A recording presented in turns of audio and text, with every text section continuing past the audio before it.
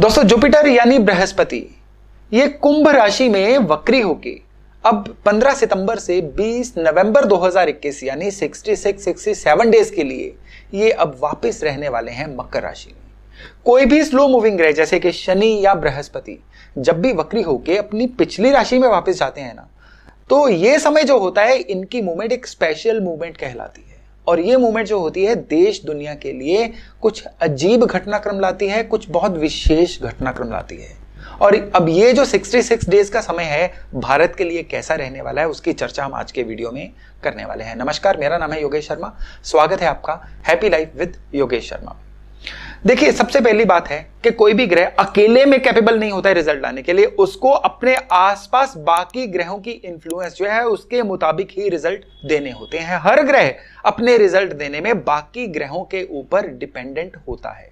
तो अगर हम कहें कि खाली बृहस्पति के मकर राशि में कुछ खास रिजल्ट होंगे तो यह गलत बात होगी। बृहस्पति शनि के, राहु के, केतु के, बुध, मंगल, इन सभी के रिस्पेक्टिवली जो है इनके रिलेशन में ही रिजल्ट देंगे। अब बृहस्पति हैं धनिष्ठा नक्षत्र में और खास करके धनिष्ठा के पहले और दूसरे चरण में रहेंगे ये अगले 2-2.25 महीने तक के लिए। और तब शनि रहेंगे श्रवण नक्षत्र में। श्रवण में शनि और धनिष्ठा में बृहस्पति ये 5 से 7 अप्रैल 2021 में भी रहे थे। और इसमें हमने देखा था कोरोना की दूसरी लहर ने अपना पीक पकड़ना शुरू कर दिया था। हालांकि कोरोना का पीक जो है वो 7 अप्रैल के बाद आया था, लेकिन उसकी शुरुआत इसी कॉम्बिनेशन में हुई थी। लेकिन इसका ये कतई मतलब नहीं है कि अब ये कॉम्बिनेशन जब दोबारा आ गया है तो कोरोना की तीसरी लहर शुरू हो जाएगी। जी नहीं, हर बार जो रिजल्ट हैं वो बिल्कुल पिछली बार जैसे नहीं होते। ये रिजल्ट हर बार नए होते हैं क्योंकि पिछली बार जो बुध थे जो फैलाव के कारक हैं वो राहु के साथ थे। इस बार बुध और मंगल ये ज्यादातर रहेंगे तुला और कन्या राशियों में। इसके कारण इसके रिजल्ट में काफी भिन्नता, काफी डिफरेंस देखने को मिलेगा। इस बार ये जो मूवमेंट होगी ना, इसका ज्यादातर जो है वो पॉलिटिकल या सोशल प्रभाव जो है बहुत ज्यादा रहने वाला है। पॉलिटिक्स में कुछ ऐसे नए गठबंधन बनेंगे इस समय में जो गठबंधन बड़े देखने में अजीब लगेंगे या अनएथिकल लगेंगे। इसके अलावा जो हमारे राजनेता हैं उनकी सलामती भी खतरे में है। खास करके वो लोग जो स्पेशल पोजीशंस पर बैठे हुए हैं उनकी जो वेल बीइंग है इस समय में काफी चैलेंज रहेगी। हालांकि इसमें राहु का भी काफी योगदान रहता है और इसके ऊपर मैं एक और वीडियो लेके आऊंगा बहुत ही जल्द। लेकिन जो पॉलिटिकल सिस्टम है ना वो इन 2.25 महीनों में काफी टर्बुलेंट, काफी उतार चढ़ाव वाला रहने वाला है। खाली गठबंधन ही नहीं, इस समय में पड़ोसी देशों से जो टसल्स हैं वो एक और कड़वी हद तक पहुंच सकते हैं। और स्पेशली जो सबसे दिक्कत वाली बात होगी ना वो ये होगी कि देश में जो भी मूवमेंट्स चल रही हैं वो मूवमेंट्स एक बार फिर से सरकार या जनता के लिए काफी परेशानियां खड़ी करनी शुरू कर सकती हैं। इस समय में देखिए, ये समय जो है ना ये नॉर्मली जनता और सरकार के बीच खाई बढ़ाएगा।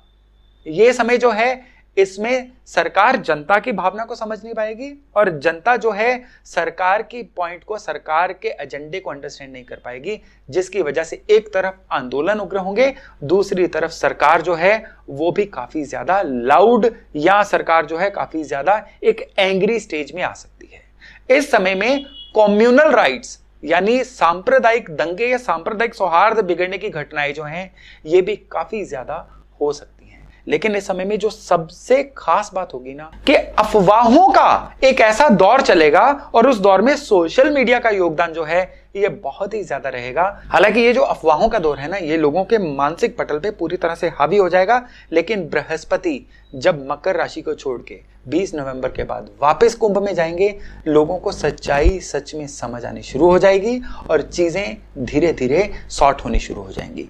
इस गोचर की जो सबसे खास बात है ना वो ये है कि जैसा मैंने अपने पिछले वीडियोस में प्रेडिक्ट किया था कि मई, जून, जुलाई जो अगले साल की 2022 की हैं इसमें भारत में काफी अच्छा खुशहाली का, तेजी का माहौल आएगा। प्रोडक्शन बढ़ने जा रही है और इंडस्ट्रीज या लोगों की इवन स्पेंडिंग लिमिट जो है वो भी काफी बढ़ेगी। यानी हम मोटे मोटे शब्दों में कह सकते हैं कि तब जो खुशहाली आनी है उसकी नींव इन्हीं 2 महीनों में रखी जाएगी। इन 2 महीनों में हम कुछ बड़ी अनाउंसमेंट सुन सकते हैं, इन 2 महीनों में सरकार की तरफ से कुछ बहुत ही रेवोल्यूशनरी स्टेप्स जो हैं वो देखने को मिल सकते हैं। और इन 2 महीनों में कोविड के पिछले 1.5-2 साल में जो हमारी अर्थव्यवस्था, हमारा जो सिस्टम है वो एकदम से हैंडीकैप स्टेज में पहुंच गया था, बहुत ही सुंदरता से रिवाइव करता हुआ भी हम देखेंगे।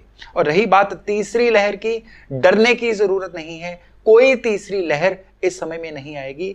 छिटपुट घटनाएं या केसेस में जो थोड़ी बहुत बढ़ोतरी होगी वो वहीं तक सीमित रहेगी, तीसरी लहर के इस समय में आने के आसार नहीं बनेंगे।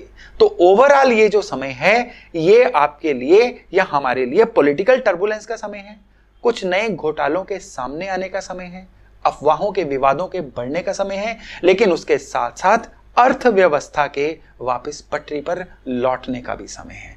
तो इन 2 महीनों को हम इसी परिप्रेक्ष्य में देख सकते हैं। इसके अलावा राहु जब नक्षत्र चेंज करेंगे, कृत्तिका नक्षत्र में जाएंगे, उसके हमारे ऊपर कुछ बहुत गहरे प्रभाव आने वाले हैं। वो क्या रहेंगे, बहुत ही जल्द मैं एक नई वीडियो के साथ उसको आपके सामने लेकर आऊंगा। तब तक अपना खूब ध्यान रखिएगा। नमस्कार।